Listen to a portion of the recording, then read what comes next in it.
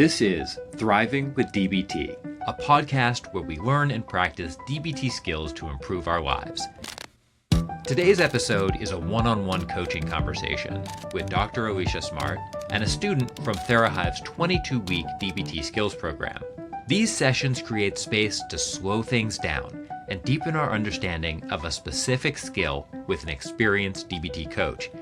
And they'll also help you integrate the skills into your own life and recognize what real progress actually looks like and feels like in practice. Let's get into today's episode. Hi, I am Dr. Alicia Smart, co-founder of TheraHive. If you are just joining us, we are jumping into week 5 of emotion regulation with Edward. So thanks for coming back, Edward. Absolutely. And as always, we're going to start a little bit with mindfulness. So if you are listening, you can close your eyes if that's comfortable and if you're in a safe place to do so, or you can just lower your gaze. Bring some awareness to your posture, having an upright posture that is both alert yet relaxed. Maybe release any tension you might be feeling in your shoulders, relaxing the face, and bring awareness to your breathing. Inhale and exhale. You don't have to do anything to change your breathing. Just see if you can bring all your awareness to it.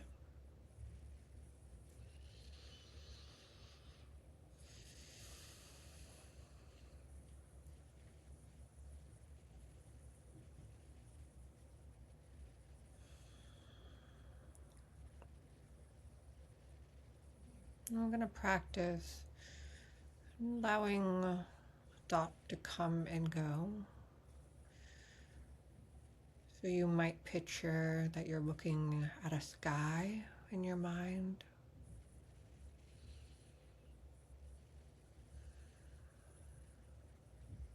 And let the thought be clouds, just floating away. If a thought comes into your mind, you could place it on the cloud and then let it drift on by.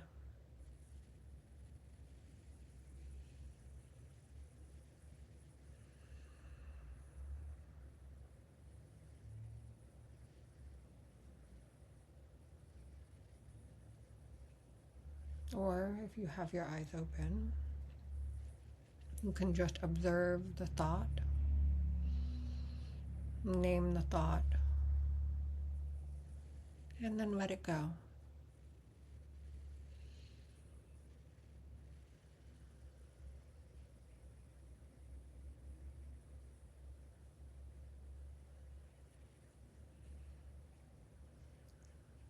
When we notice thoughts and name them, we can label them a worry thought, or maybe a future thought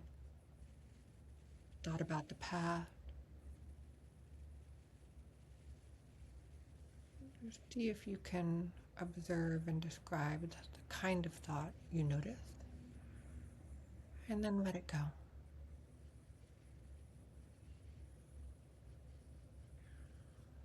You might even have the thought, I'm waiting for a thought.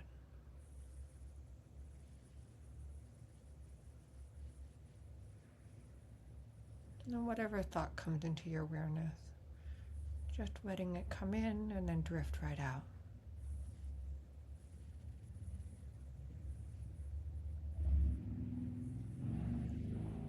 If you found that you've gotten lost in your thought, you can just come right back to the breath, to this inhale and this exhale.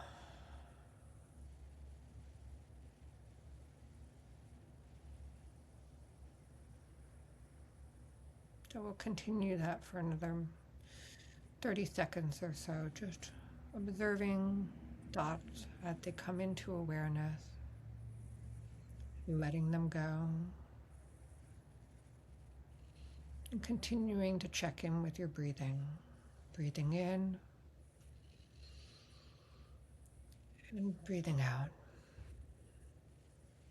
And we'll end our mindfulness today with a deep breath in, really expanding our lungs with air. And a slow exhale out.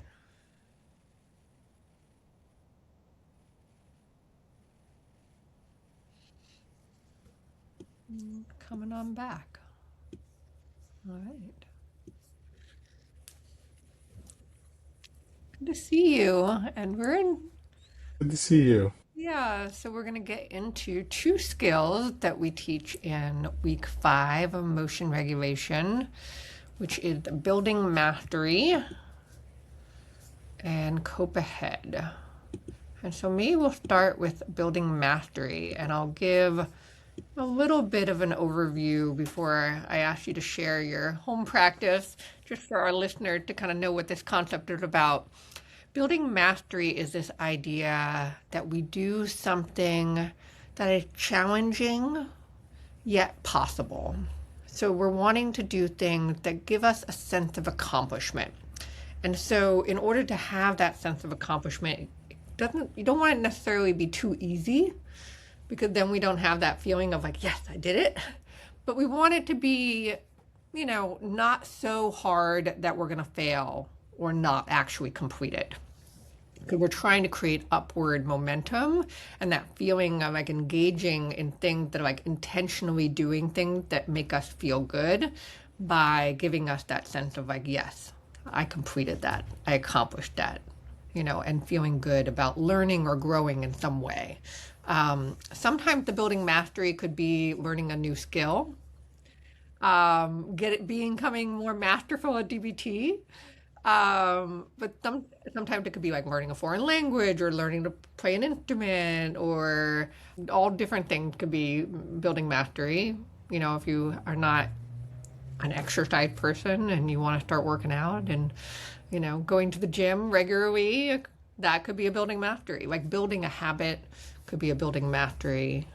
Developing a meditation practice could be building mastery. So anything that kind of like gives you, again, that sense of accomplishment, ideally doing at least one thing a day to get that benefit. We were talking about reducing vulnerability to emotion mind last week. So the accumulative effects of having things that make us feel like we're accomplishing things can make us more resilient, just like some of those other skills that we were talking about last week as well. So what did you do for building mastery? Sure, I focused a lot, as we've talked about through many of our sessions, about big reason I started DBT was really just my reactions to events, especially when anxious or angry. And really I focused on, part of the exercise was identifying a value that I was going to set my goal to. And my value, looking at the list that I had provided, I believe a week ago, there were about 5 values, and one of them was safety. And I had chosen that one to center my goal around, because I really wanted bring a better sense of safety to myself and to others in my day-to-day interactions by staying calm and grounded. A big part for me was just trying to make sure, especially when moments are tense or stressful, that I focus on pausing before I'm responding, keeping my tone steady, and making sure my communication felt respectful and non-confrontational. Because again, as I mentioned in our previous sessions, a big part of what I'm trying to work on has been just my reaction, especially in situations where they're very high intensity, or where there's anger, or all those things. And even this week, there are definitely opportunities for that to occur. And this was a great week to be focused on working on this particular skill and building mastery, because it's something that really came in handy this week for me. I love that you brought this back into your SMART goal, because right, that was what we started with actually at the beginning of our first meeting in week 1, right? Was kind of this overarching goal of wanting to work on your reaction, right? And like how to make more of a pause and slow things down. So first of all, how do you feel like you did with this? Do you feel like you were able to pause? I did. There were definitely opportunities this week which were high intensity situations. There was a lot I had to deal with this week around my personal life, especially dealing with the legal process. Going through a divorce was very tense this week. Having been at court and all those things, and there were definitely confrontational moments with. Not to get into too much detail, obviously, in a public podcast, but there are moments where I definitely needed to be able to pause and be able to bring safety to myself and create a safe environment where that interaction was better than it could have been. And in the past, I would have found myself in a particular situation that I had to deal with. Oh my God, it was only yesterday. Could have been much more confrontational. Would have been much more me reacting angrily or trying to push back or fight back in a verbal way. And I found myself just taking a deep breath, looking down, lowering my gaze, and just having a moment of just like, there are others around me that can handle the situation. I'm going to let them handle it. I don't need to insert myself into this very tense situation that we're dealing with.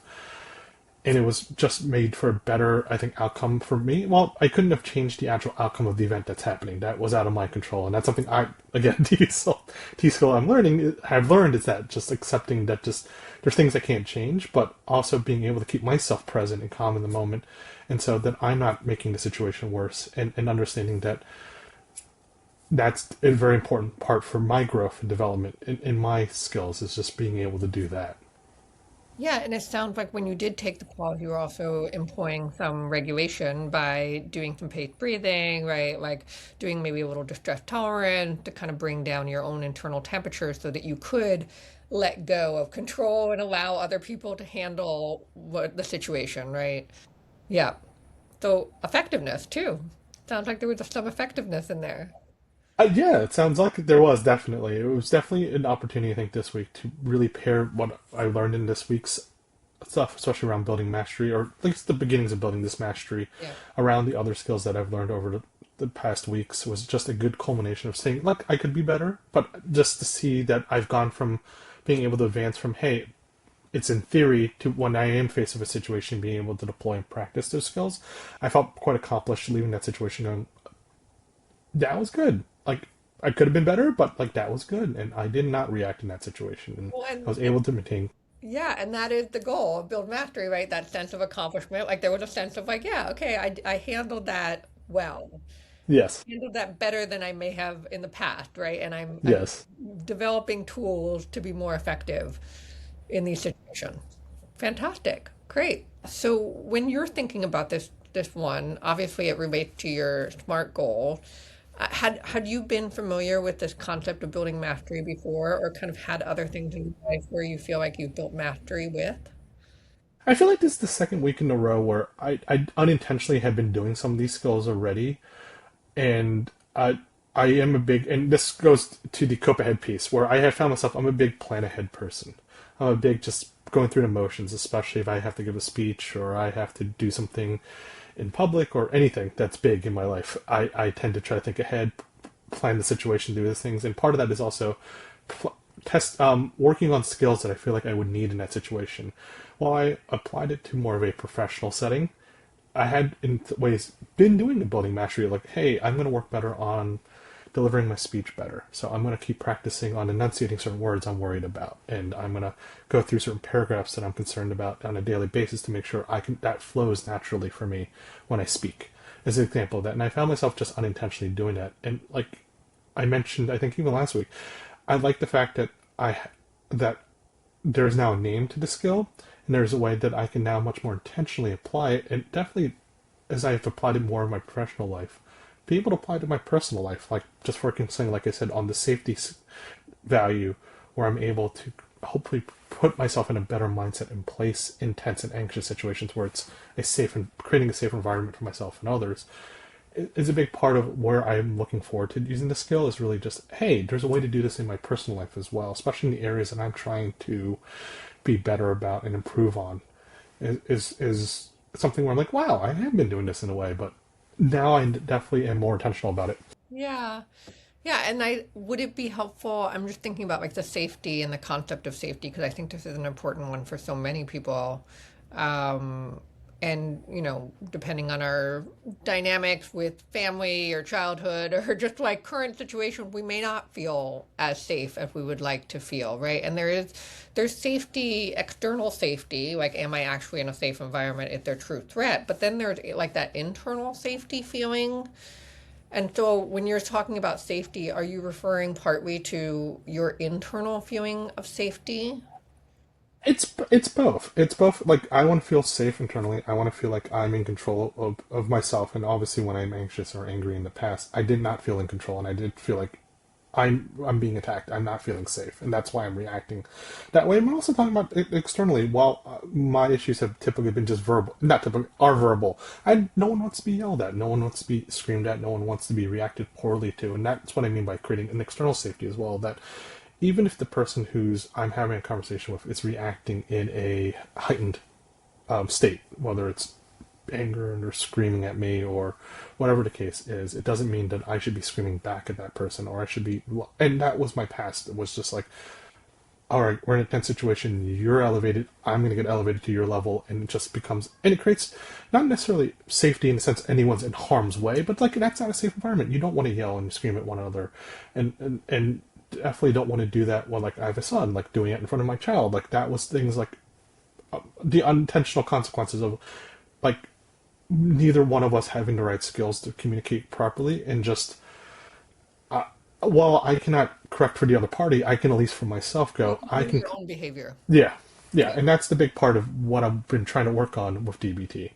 Absolutely. Yeah. And I imagine in the past, and you can tell me, but if you did have, the other person getting elevated or you're feeling attacked, you defend yourself or you get elevated and respond or start yelling, there can sometimes be like that after effects of then feeling like guilty or like oh that didn't feel good or like they're first of it all can also make the situation worse to your point, right? Like sometimes the yelling, it's like two people now yelling, it's like nothing actually gets accomplished and now we're just like both pissed. I think that's a great way to summarize it. And I think, yeah, I think coming out of those situations definitely in the past and still in the present, obviously feel guilt, but also just like it created emotional baggage throughout a relationship that was unnecessary. Like I said, I could have been a better person in those situations, and I should have been, despite whatever the other person's doing. It's not, I can't account for that, but what I can account for is my own reactions to it, and my own reactions weren't always the best, and it led to other things like definitely put me more in a foul mood.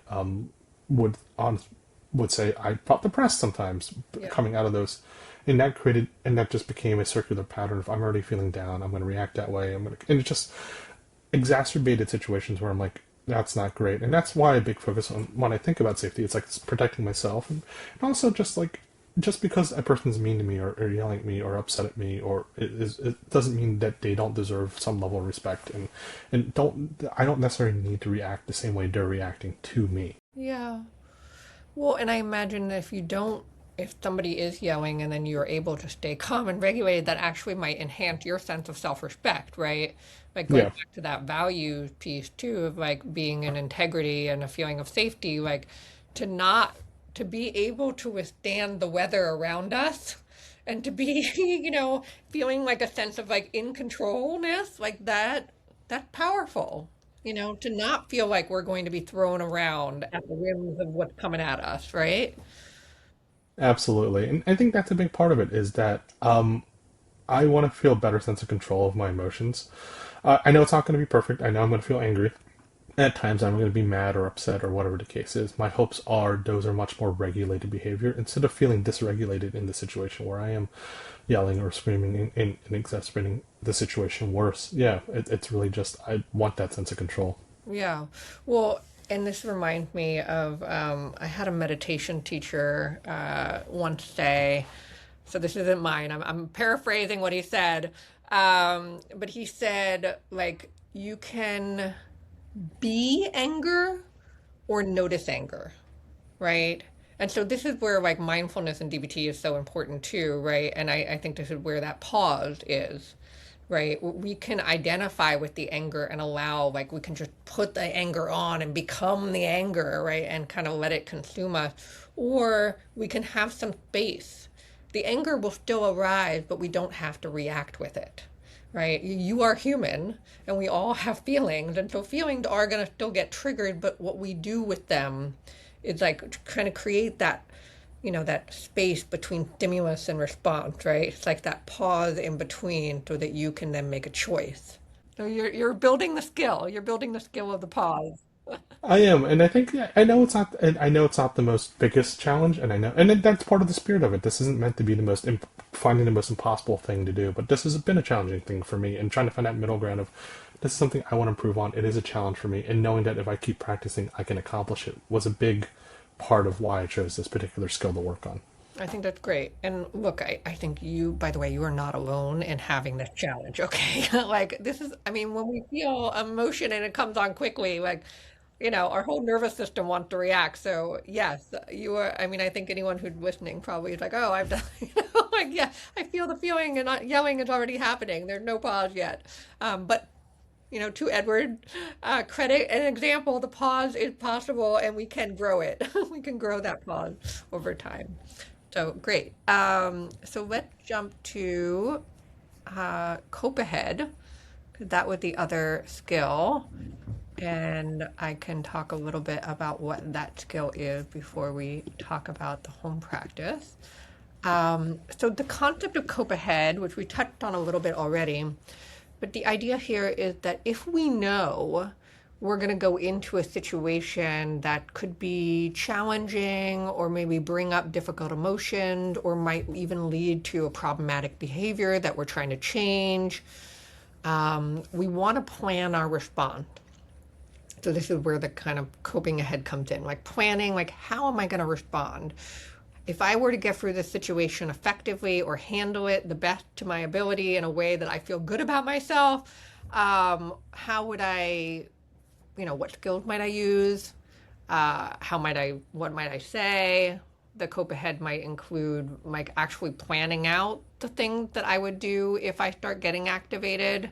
Like if I start feeling myself getting angry, I'm going to pause and take deep breath.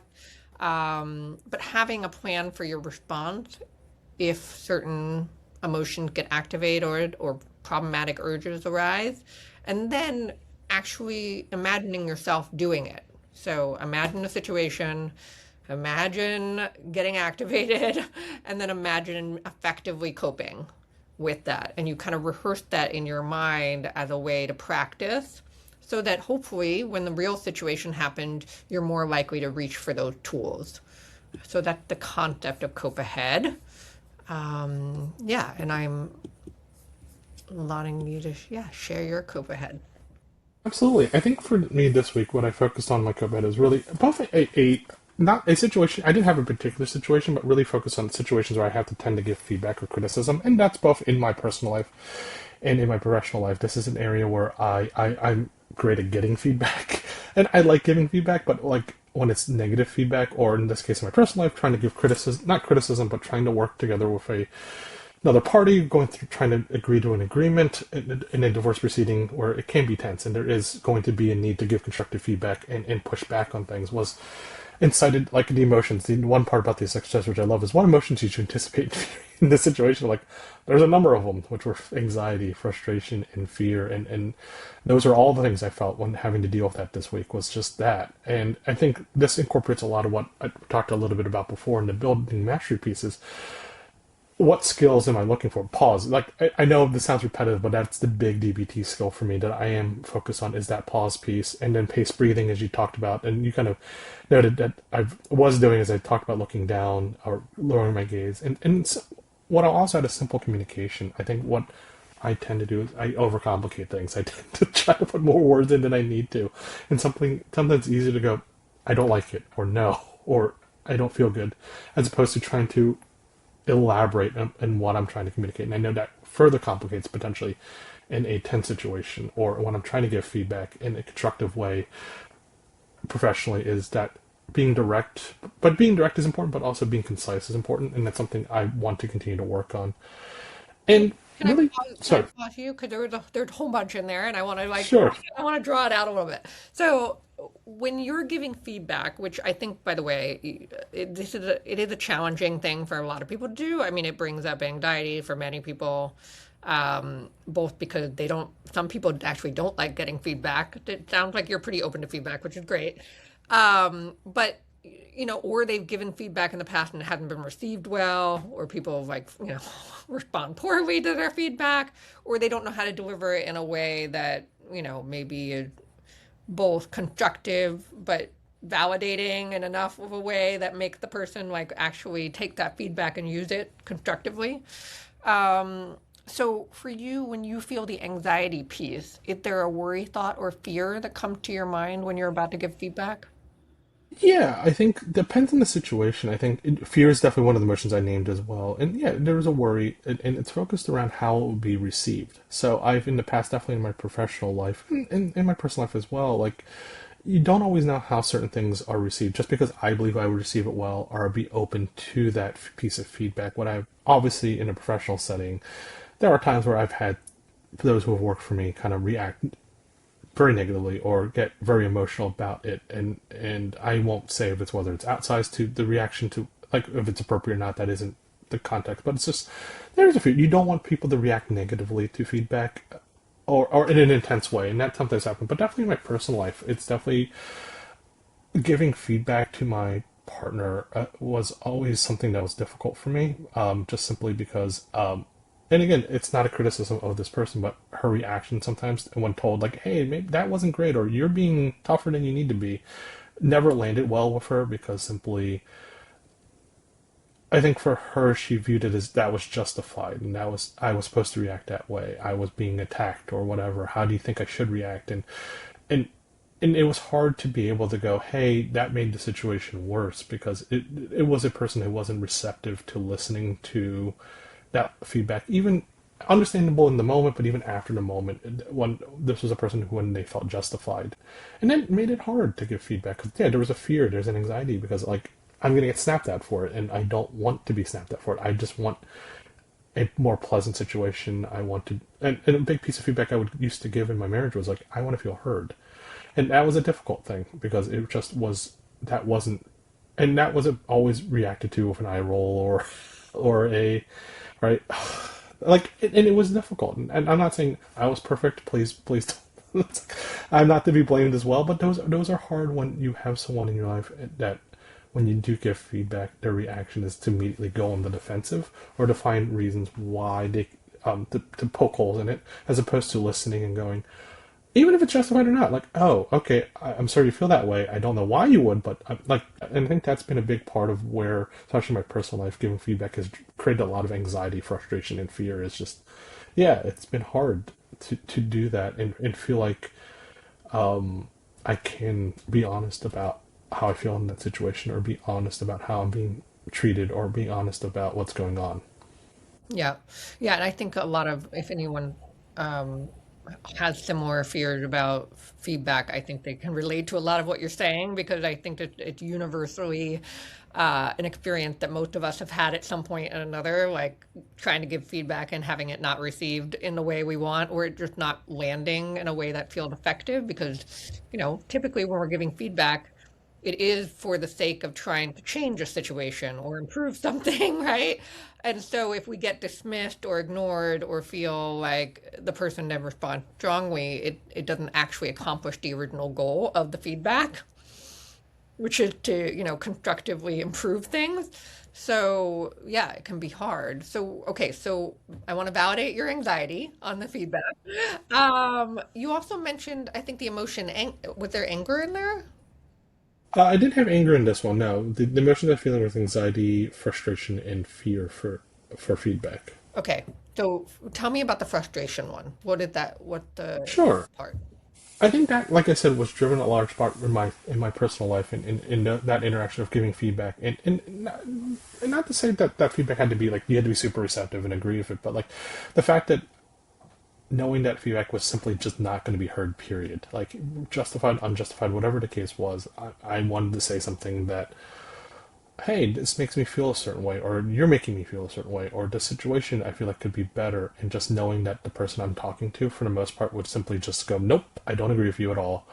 I'm not going to even engage in any meaningful conversation about it. I'm simply just going to tell you why you're wrong, Okay. and And then it gets frustrating. And again, Course. Yes, 100%. That's super frustrating. yeah, and not to keep just like, and definitely I've seen that in my professional life as well. And anyone who's been a manager or boss, like you've definitely probably given feedback to staff, and I have as well, where I'm like, hey, what's going on? Like, tell me, like, why has this like been harder for you to complete the task? And I've had a staff member in the past simply just shrug their shoulders and just simply ignore me, and it's just like, that's frustrating because I'm like, hey, I'm not trying to criticize you. I'm trying to help you. I'm trying to support you. I'm trying to help understand why this has been a challenge for you. And I think I understand where the person's coming from. Where it's like, hey, I'm feeling I'm being attacked. I'm doing the best I can, and you have to accept that this is the best I can do. And I think that's also frustrating as a boss in a professional setting where it's like, hey, I know you feel like you're at your capacity and you're doing the best you can, but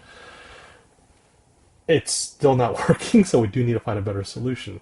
And so that frustration comes from just when feedback tends to be like not necessarily ignored, it's more so knowing the person who's getting the feedback is not receptive at all to just listening to it, and not interested at all in engaging even in a conversation, but simply ready to go on the defensive or to tell me all the reasons why I'm wrong for giving that piece of feedback. Yeah. Okay.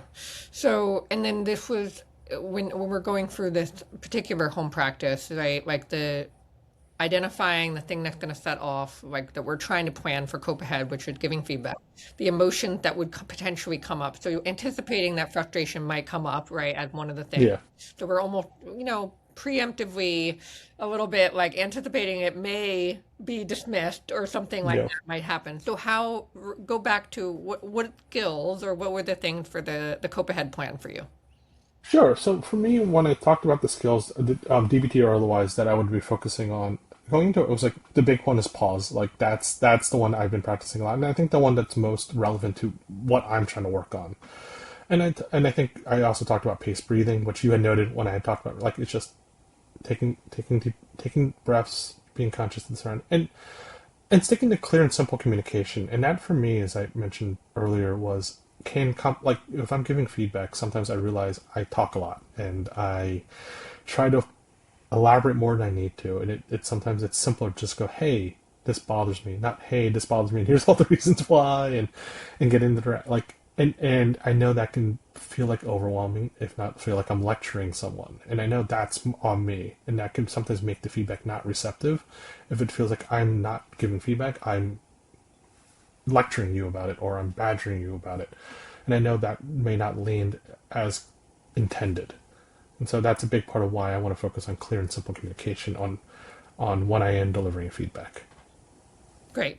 And then did you have a chance to kind of test it out? Yeah, I think like this week I've had moments where I've had to give feedback, especially like I said in my personal setting as I'm going through the divorce proceeding. There are moments where like we're working on agreements, we're in mediation, and there are times that I do need to push back, and I gotta give constructive feedback or just feedback on, hey, I don't like that idea, or that's not a good way to structure something, or that feels unfair.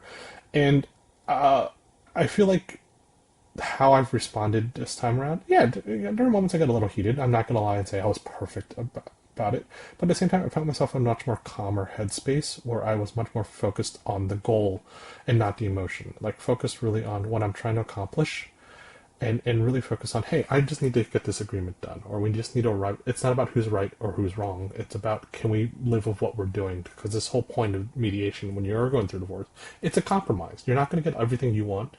The other party, in theory, shouldn't get not shouldn't, but wouldn't get everything they want. Where it's about, how do we meet a middle ground where we feel comfortable about all the things that we're negotiating? And that, for me, in the past, would be very difficult. It would probably end up in an argument. And yeah, we're engaging with a mediator, but in the past, it wouldn't have helped. It would have, and I think it's both of us. It's not just like somebody. It's just me, and I know I can exacerbate the situation. So in this particular case, when she got heated, I found myself, all right, I rose a little bit to that level today, but at the same time, I found myself quickly calming down and kind of go, okay, how do we find a resolution? How do we find the middle ground? How do we rephrase the structure of the sentence or this clause or whatever we're trying to do to get past this impasse, as opposed to trying to debate the merits of the argument, which where I would get stuck on in the past, and try to get down into, oh, you're pushing back, you're wrong, and trying to debate every single point. and that would happen sometimes when I felt like when my feedback isn't being receptive. I'm going to try to over elaborate about it, but instead today or yesterday, and when I had these opportunities, it's been focused on, all right, what are we trying to accomplish here, and how do we get to that point of accomplishment without belaboring on all the other things. Right. Yeah, and continue to move it forward for the actual goal. There's a statement in the DBT around effectiveness that we often say. It's like, do I want to be right or do I want to be effective? And I think this is a perfect example of that when you say, like, okay, instead of belaboring, the merit of what we're discussing, really just kind of like, okay, how can we move forward? How can we get through the stuck point? Like, what actually is going to move us in a direction that's effective versus getting stuck in, like, things that are trying to prove that I'm right and you're wrong, which may not actually be better in terms of what the goal is, right? Which is to get to, I'm assuming, like a finalized document that you can agree. Yeah, yeah. Yeah. So yeah, and I think that you touched on that, and is that yeah, I'd be so focused on being right sometimes in the past, and that would to my own detriment. Like it doesn't matter if I'm right sometimes. I might be in the wrong too, and being able to then quickly admit to that was something that I had found difficulty with as well. So it's a case of just being able to take ownership more, and that's something that's on me beyond just DBT. It's just like, hey, I need to own it myself a little bit more, but also if I can find myself in a better space in those situations, especially when having to I'm going to use criticize, but it's not the right word, feedback, or to be like, hey, I don't, it's just, instead of focusing on justifying my position, it's okay to say, that is my emotion, that is my feeling about it, and I want to share that with you, and I want to share that with you in a clear and concise way, and work on ensuring it lands better, and dealing, and if there is blowback, being in a much more calmer space and not trying to just elevate. Yeah. And it sounds like, I mean, that's been helping. Like you've been more successful this week. It is, and I think overall, as I started DBT, again, this is one of those unintentional things I've been working on a little bit. Like I said, in the past, I tend to practice for things that are coming up. So, like, I had unintentionally been doing this skill without realizing the name of it. So, I find that this skill for me personally is helpful. I have more opportunities to think through the situation, plan the situation, think about the emotions that will come up, and then, and not necessarily counter, but also work on what skills. And that's the big part of this one, is like making sure you write down those skills and what skills am I going to employ this time. And for me, it's just like, yeah, like I said, like literally it's like, I'm going to pause, I'm going to pace breathe, I'm going to simplify my communication. And just reminding myself that alone helped me employ these skills a lot better, because I already noted them ahead of time that these are the three, if not more, skills I would employ, but those are three at least that I would make sure to employ if the situation goes the way I expect. Not expect it, but if it goes the way it may go. Oh, yes. Yeah. And then the imaginal exposure, right, for you is to even like imagine, okay, in your mind, you might close your eyes and actually, picture, the other person getting heated and getting kind of argumentative, right? And then imagine yourself doing the pace breathing, like calming yourself down and being concise and clear with your communication, right? And and relaxing afterwards. So that's the other key with Cope Ahead is like we want to do that imaginal work of like preparing and rehearsing, but then also relaxing afterwards is an important piece too, so that we're not so revved up and tight. And I think that was a good reminder, like when I was going through the module this week, was that relaxing part. Like I was so focused on trying to prepare, get the right skills in place, imagine the situation, practice. That was a great reminder to go, you do need to decompress at the end of it. You got to actually relax. And that's something I haven't done as well, even when I was unintentionally using this skill, was that I was so wrapped up in trying to continue to improve and trying to be in the moment. And that, yeah, it worked myself up and may have counteracted some of the things I was trying to do in that situation. Yeah. Feeling that anxiety, like, got to get it right feeling. Yeah. There was one other thing in this home practice around self-encouragement, and like having like a self-encouraging statement or something that you could write kind of to yourself to take with you. Did you have a statement that was useful? I did. And for me, my statement was, I'm just going to read it verbatim here. My exercise was stay calm, take it one moment at a time, and focus on what you can control. You've handled situations like this before, and you can do it again.